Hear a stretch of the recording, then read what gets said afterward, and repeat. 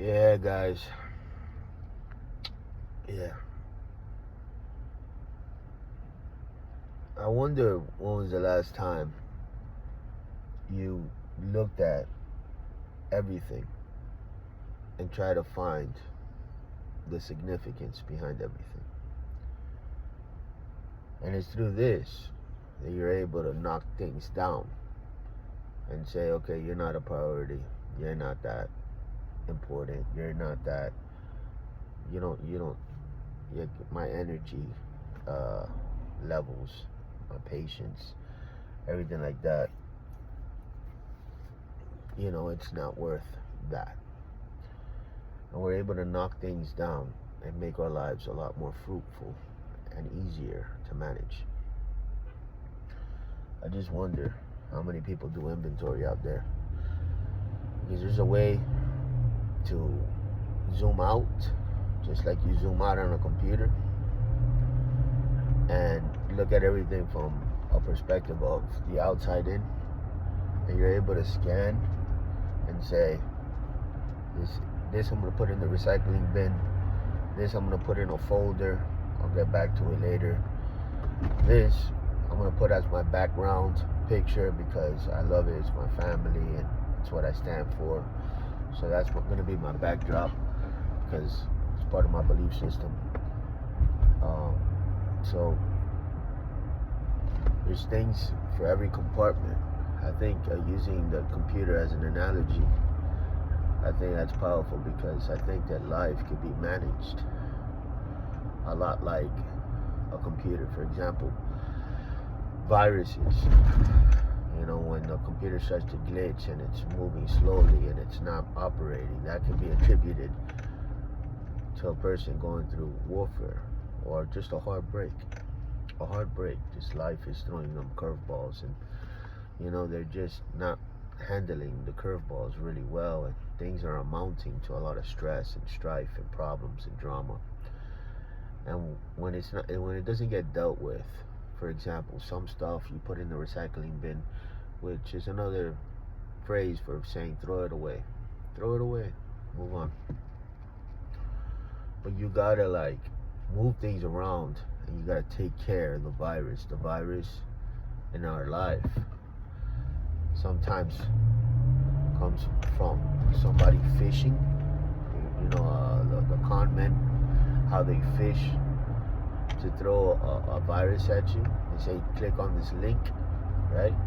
Some people are throwing viruses from other people in real life. The virus could be a demon, a cursed item, right? The virus could be a label, a title, something that they carry on their mind because they called them something and now they carry it. All of these things got to get dealt with. And in my videos, I tried to help people deal with it only because everything I teach on, I lived it. I experienced it for many years. So much so that it almost took me out. And I went to the thick of it, the woods, the wilderness. And I felt like it was hopeless in that wilderness. That's how it feels. Like it's going to be like this forever. But in all of that affliction, I found there was a few components that really helped me and worked. And I share that continuously in all my videos. God really works, but he doesn't do the work for you. You got to do the work. But prayer works is what I'm trying to say. So pray. Okay, now move on to the next step. What's another thing that really works to make your life more manageable and almost in the direction you wanted to go, all the way to success? The next thing is take inventory. An inventory looks like you jotting down all the toxic people in your life. This is what inventory could look like. There's many different ways that you could do inventory. But one of them is to write down all the plugs that are connected to you that have toxicity attached to it. People, places, and things. And just having that fundamental, having that understanding, that it's very basic understanding, that by unplugging from these sources, a default is that you are not stressed and the drama leaves. And then a lot of your problems go with those plugs. And then you don't have to manage all that. You don't have to stay up at night and all this other stuff, right? There's ways to manage everything in life. There's a right way and a wrong way. But I'm just giving you an overall view of somebody that wants to get their life on track, wants to head in the right direction, doesn't even know where to start. That's who I'm speaking to right now, right? Pray, take inventory, and then after you've prayed about that inventory, what I did was, I did a couple of things. You have to delete contacts, even move if you can move. In some cases, that's what it takes. It's very simple. You got to get disconnected from those sources and connect yourself to the sources that feed you life.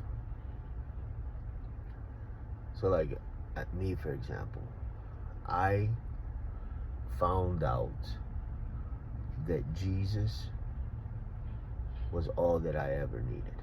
That was my revelation. Where a lot of people go to several different things to feed them this life-giving source, because not everything is bad. Hobbies are not bad. Working out is not bad. I work out. Doing something like punching a punching bag so that you don't blow up on somebody else, that's positive, because you're exerting all of that's inside of you on a punching bag. That's good. You can draw, you can do poetry, you can do music. All of this is not bad. It's positive, because you're using it and you're expelling all of this stuff that's on the inside, but not in a toxic way. So I find that a lot of people do a lot of different things like that in order to get what it is that their itch on the inside is looking for. It's just that in my situation, I just found that Jesus was enough. And Jesus covered everything for me.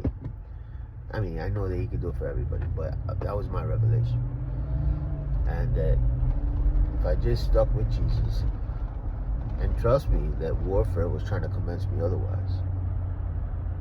It's just that the fruit, I was going by the fruit, and I was seeing for myself the revelation that Jesus was handling my life, and that if I just stuck with what the Bible said, the Word, and I would follow it and give myself grace and ask for forgiveness when I fell short, that it wasn't about being a Pharisee and being in the law, but it was about practicing healthy habits that had to do with what the Bible directs us to do and to be. Such things look like feeding the poor, being there for one another, building each other up. This is all very healthy. Be honorable to your parents. Just be charitable, a giving person overall. And don't make life, this is the biggest one, everything that is toxic, vile, poisonous, everything that is attached to warfare and hell is attached to selfishness.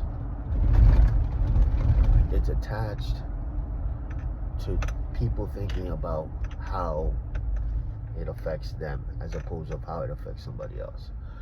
If people thought And I know that this is something we all have to practice, because by default, we're always thinking about self. And I get that. It's just that it's not the remedy for a prosperous, beneficial, blessed life. And if everyone wants that, if you want that, everybody does, then we have to remove self out of the picture and put our mind on something bigger than ourselves, which is God, and then become a servant to people, and something that baffles the mind, that the mind can't connect how this all works out. Something that baffles the mind happens after that. And what happens after that is that you become fulfilled in these areas that you are trying to fulfill it by serving yourself. These areas can only be fulfilled through that, doing that, and not self. And that is the remedy for life. And Jesus depicted that in his life. He depicted that through an example that he lived out for us. He was a servant, and then he had a great relationship with the Father. And through that, we learned a lot. That this is the way to do life. If, and that big word if is there. If you want that life that everybody wants. Because I live for myself. This is where the fruit is at. This is where the evidence is at. This is where the proof of the pudding is at. I live for myself. And as long as I live for myself, everything will revolve around me. And in all my getting, I was always trying to get, I can only carry so much. And everything that I would carry was usually toxic. It was negative. So here I am with a whole lot of toxic things that I'm carrying, with a mind that is cluttered, with a heart that is selfish, and with spirits that come and attach themselves to that life and that belief system. Then everything derived and everything that was moving in my life was moving from a place of hell, because it was all about me. Now, everything and all my choices, decisions in life was hellish. Drama and problems and sadness and depression and suicidal thoughts and all of the rest. I was being tormented on the inside. It was all about me. And all I'm saying is that the fruit showed that when I didn't make it about me anymore, I made it about God and others. And this is something that we practice, and we always, I don't believe that we ever arrive. I think that we practice it until we leave Earth. In other words, I'm in a process, and I will remain in a process until I leave Earth, because there's layers and levels of dying to self. You know, God will ask you for things that in this level you're not willing to give up, but he takes you on a journey, right, to where you're dying to yourself more and more, all the way to, you know, when he asked Abraham for his son Isaac.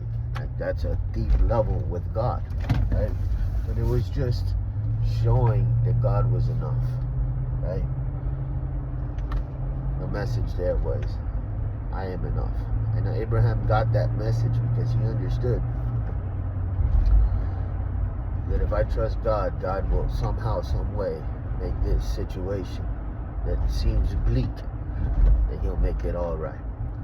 And so I don't understand, but I know that God is enough. So if you're getting anything out of this video, I would just tell you to surrender to God, to pray, but then to make your life about a life of service to others and to God.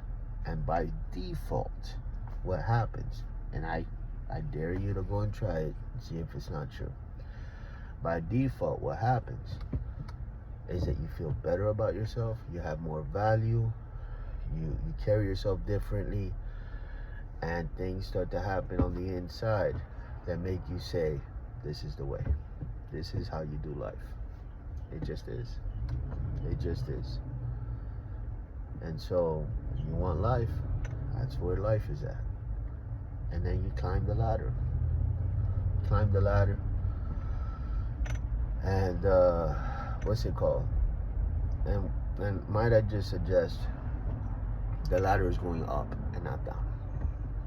And you know whether the ladder is going up or down by whether it's positive or negative.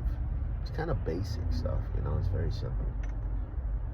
You know whether you're going down in life or up in life by what you practice every day, if it's positive or negative. So, you know, God is after your soul, man. Jesus loves you, man.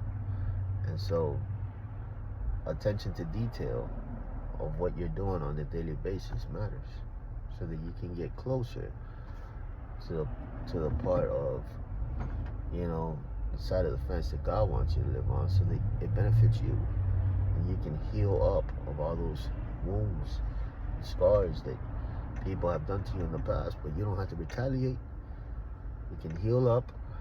You can throw away the garbage and feel better as a result of throwing away the garbage. And you can move on with your life with no resentment, no grudges. You can get rid of all the stuff that the devil threw. And then as a result, just end up living a very satisfying, happy life. So, God bless you guys.